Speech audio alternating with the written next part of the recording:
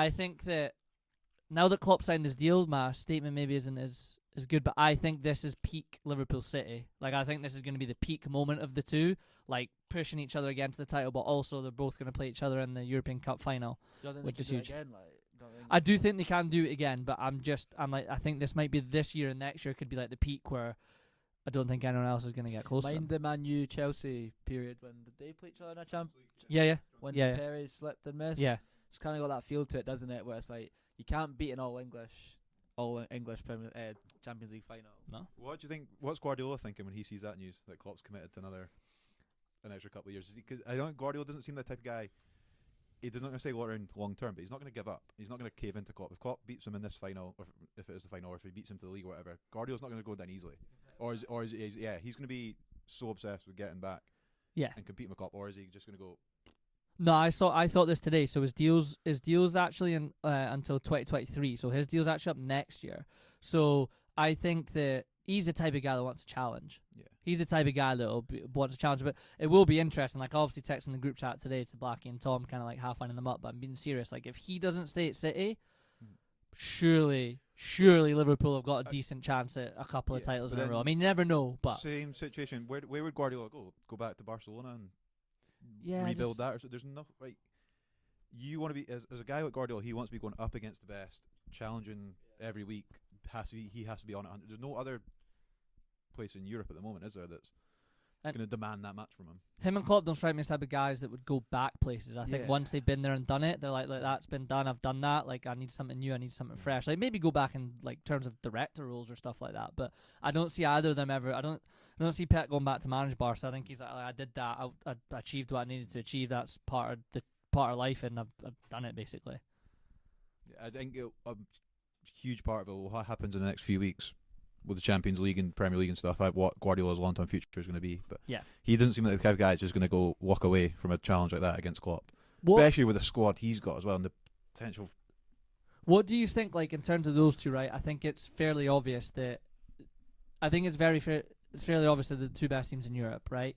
And it's not just this season. It's been probably, I know Liverpool had their issues last year with the injuries, but if you take that away, the 2 years before that, like, is it?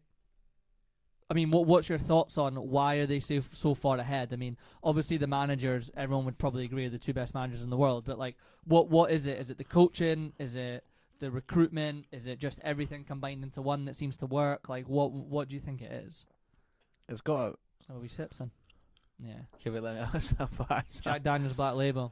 Having a wee. When I've had COVID, so typically, right, I can't. Walker, sorry, Black Label, not Jack Daniels. So yeah, I cannot drink whiskey. Like Josh knows, like, mate, like if I have a sip, like I'll literally be sick. But when I had COVID, yeah. I mean, no other lie. See that? I could just down it and like not even flinch and be like, what the fuck?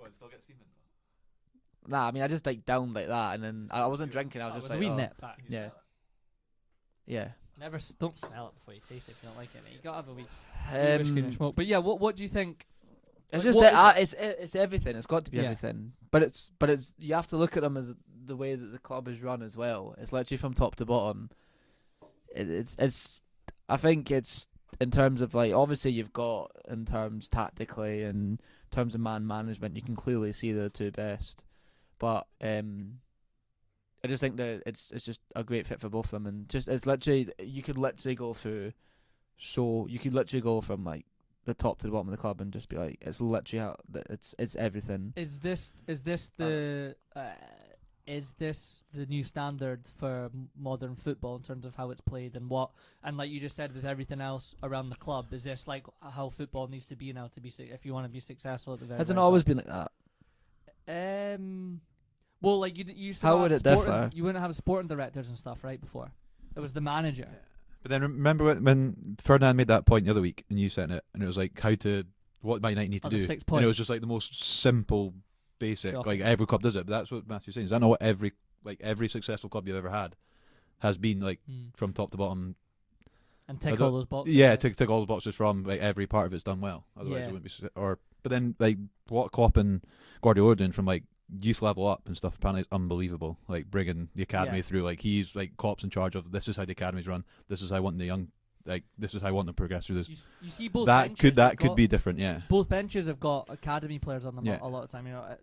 Like City's the other night has like those Cole Palmers and those guys are always on the bench and stuff. So like I agree with you. They're not just first team. Like, did you see the Gerrard overlap with Neville? And Gerrard was like, he doesn't so much like Klopp wasn't so much. I think Gerrard had the 18s maybe at the time. And Klopp said, look, don't take the 23s because I take the top guys and they come and train with me and then we get in the squad, so I might call someone up on the last day and then you don't have him, so you're not getting to build a team.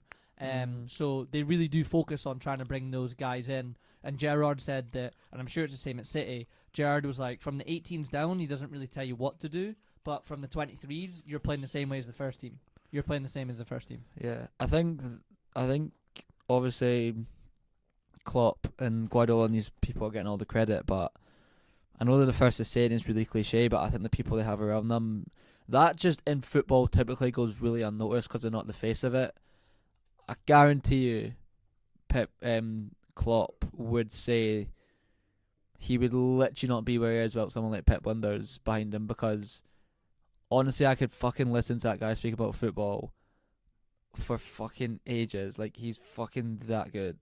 Like, and I don't even know who City's assistant is. Who's City's? Do you even know? I mean, I only know this shit about Liverpool just because obviously, in terms of like you could ask loads of people about the club in terms of assistant coaches and that. That's what I'm saying. It goes unnoticed, but like, And guys like Michael Edwards. Like, by the way, like Klopp, yeah, like Stab isn't Burrell, Klopp yeah. like isn't running the sessions and that. To me, right? This is where for me, Klopp and Guardiola, when I see it in terms of football terms, are a little different.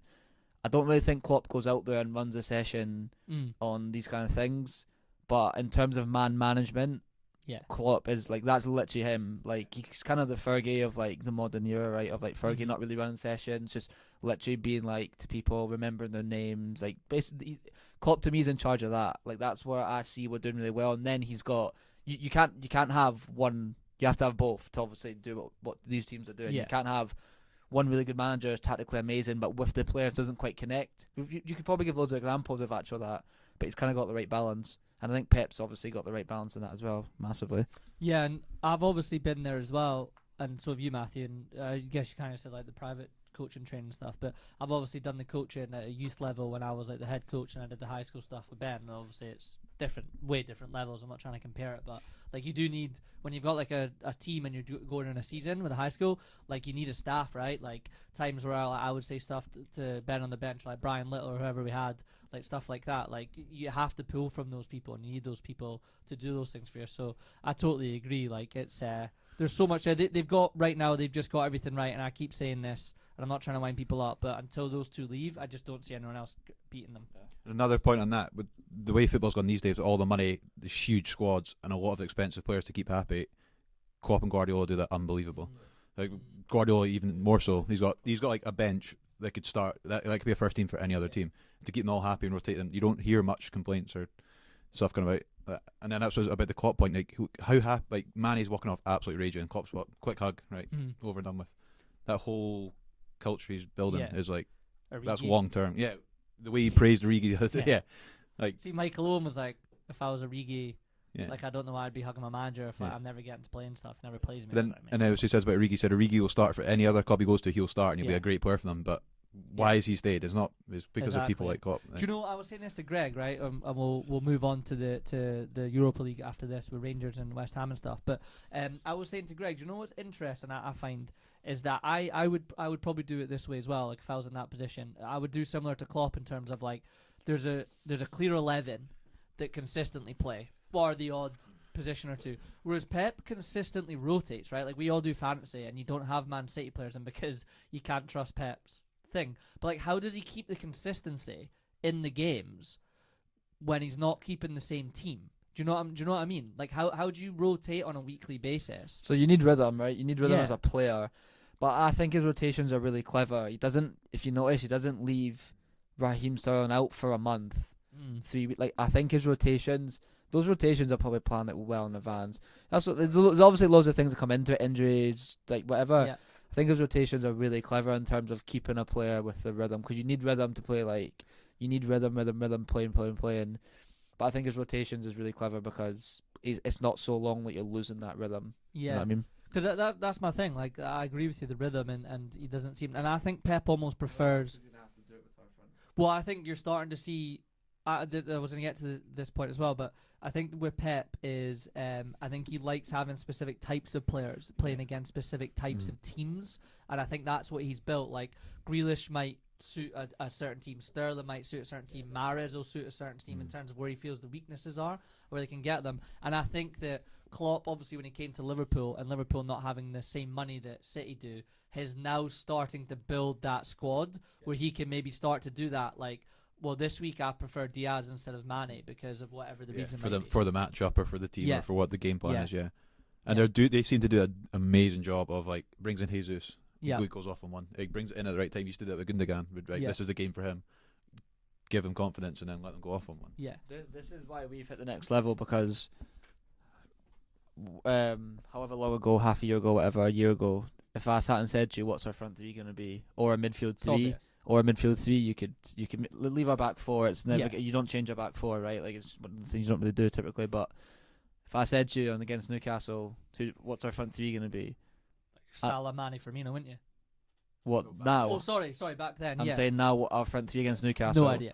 I think Salah plays every game. But this is the thing, though. It's not like no idea. Fuck, I hope it's that. Like, I'm literally like, if our front three is just any of them, I'm like sound. Doesn't matter. Yeah. Or midfield three right now, like with Thiago coming in, sometimes Keita's gonna get in there. Like, I think like this is like we're literally hit that point now where we've got such a good squad, which we haven't had under Klopp yet. Like, it's taking time, it's taking a shit ton of money and all that kind of shit, but we're finally there with that point. They're the two best. They are the two best.